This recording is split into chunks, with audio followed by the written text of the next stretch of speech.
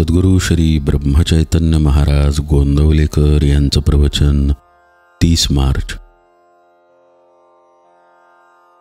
ज्या घरात शांती त्या घरात भगवंताची वस्ती। गृहस्थाश्रमासारखा आश्रम दुसरा नाही खास। नीतिधर्माचे रक्षण यासाठीच विवाहाचे कारण।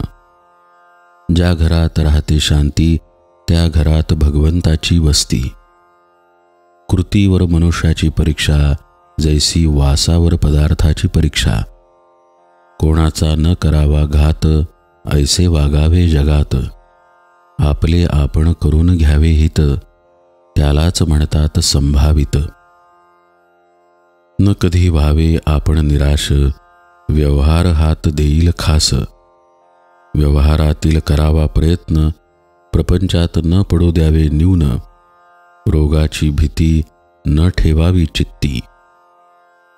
रोगाला उपचार करावे जरी बहुत तरी कष्टी न होऊ द्यावे चित्त।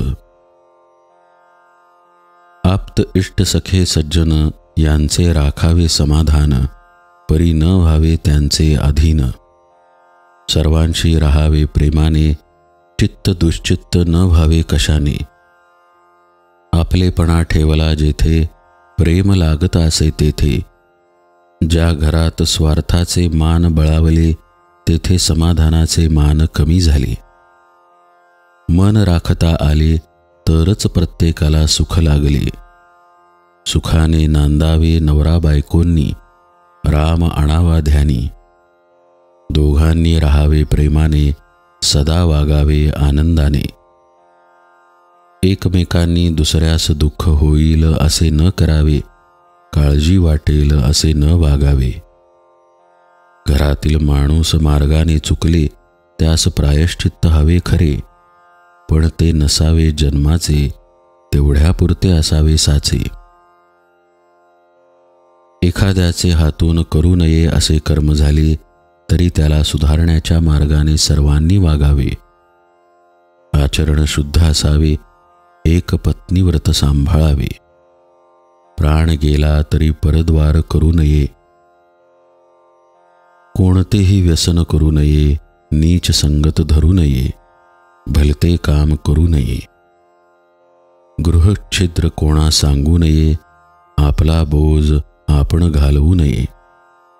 विश्वासघात कुणाचा करू नये। परदुःखे हसू नये देहदुःखे त्रासू नये। केला उपकार बोलू नये मुलाबाळास सांभाळून राहावे। प्रपंचात कधी उदास न व्हावे। प्रेमाने वागावे सर्वांशी सुख राहे निस्वार्थापाशी। आई वडिलांची आज्ञा पाळावी चांगल्याची संगत धरावी। अभ्यासात लक्ष ठेवून राहावे भगवंताचे नामस्मरण करावे।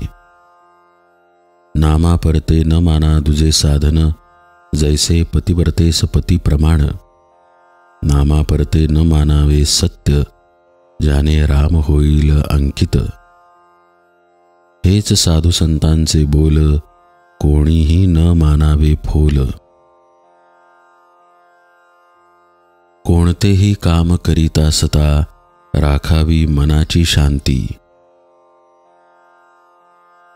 जानकी जीवन स्मरण जय जय राम।